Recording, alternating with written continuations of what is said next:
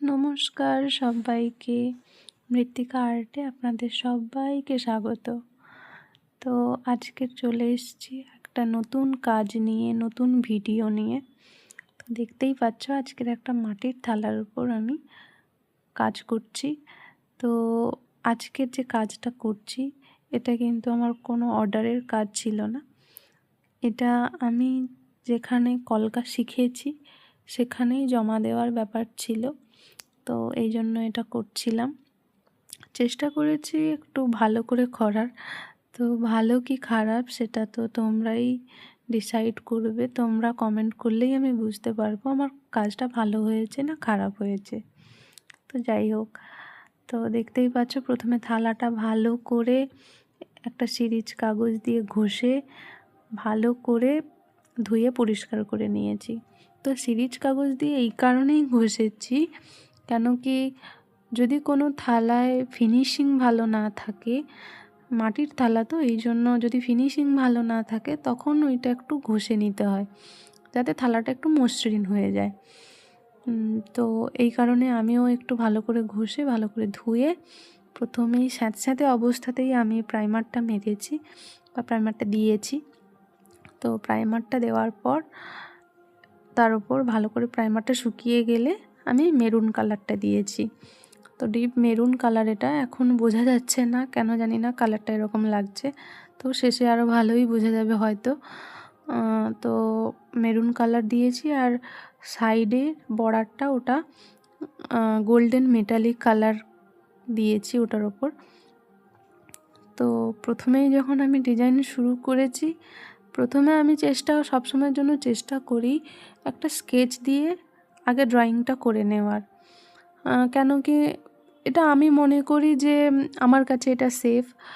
আর যাই হোক, আমি যেহেতু এখন প্রথম কাজ করছি, প্রথম নতুন এই জন্য আমার মনে হয় একটু স্কেচ দিয়ে স্কেচ করে নিলে খুব ভালো হয়। এই জন্য প্রথমে স্কেচ করে নিয়েছি, তারপর তুলি দিয়ে কাজ করছি।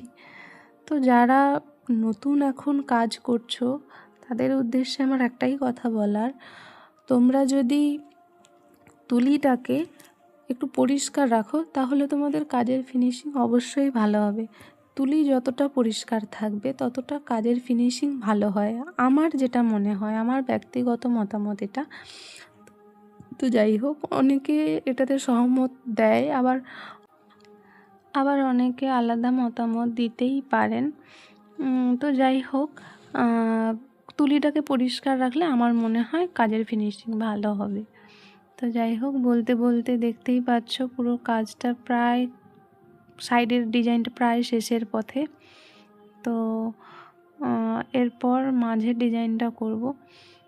আর সাইডে প্রথমে আমি বড় বড় ডট দিয়েছি আর ভেতরটাতে ছোট ডট দিয়েছি। তো এই ভেতরের যে ডিজাইনটা, এইটা করার সময়ও আমার ভীষণ কনফিউশন হচ্ছিল যে কি ডিজাইন করব। যেহেতু আমি এটা যেখানে কলকা শিখেছি সেখানে জমা দেওয়ার ব্যাপার ছিল, এই জন্য আমি চেষ্টা করেছি যার কাছে আমি শিখেছি কলকা তার নাম দিয়ে করার, যেহেতু আমি তাকেই এটা দেব। এই জন্য আমি বিনা নামটাই লিখেছি, কেন কি আমি ওর কাছেই যেহেতু শিখেছি।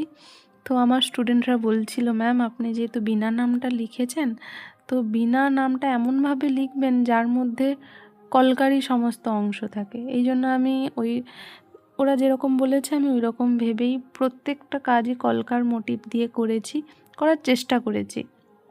তারপরে আবার বাচ্চারা বলল যে ম্যাম বয়ের মধ্যেকার জায়গাটা ভীষণ ফাঁকা লাগছে। তো আমি ওর মধ্যে লোটাস এঁকে দিয়েছি, তো ওটা আঁকার সময় আমি ভিডিও করতে পারিনি। তো দেখতেই পাচ্ছ বিনা লেখার নিচের দিকটাতে আমি একটা ঢাক বাজাচ্ছে এরকম একটা মোশন নিয়ে একটা ছবি এঁকেছি, আর ওপরে এইরকম ডিজাইন দিয়েছি। আর সাইডগুলো ফাঁকা ফাঁকা লাগছিল বলে আমি এই পাতার ডিজাইনটা দিয়েছি। আমি চেষ্টা করেছি প্রত্যেকটা ডিজাইন যেন ভিন্ন ধরনের হয়। তো সেই অনুযায়ী প্রত্যেকটা ডিজাইনে ভিন্ন ধরনের হয়েছে, দেখতেই পাচ্ছ তোমরা সবাই। তো কাজটা প্রায় কমপ্লিট। তো কাজটা কেমন হয়েছে অবশ্যই তোমরা জানাবে। তোমরা জানালেই কিন্তু আমি বুঝতে পারবো আমার কাজটা আসলে কেমন হয়েছে। তো আর যদি তোমরা কেউ অর্ডার করতে চাও মাটির থালা বাটি বা কাঠের কোনো জিনিস, অবশ্যই আমাকে ইনবক্স করতে পারো। ইনবক্স করলে আমি অবশ্যই অর্ডার নেব। আর এই ভিডিওটা দেখার জন্য অসংখ্য ধন্যবাদ।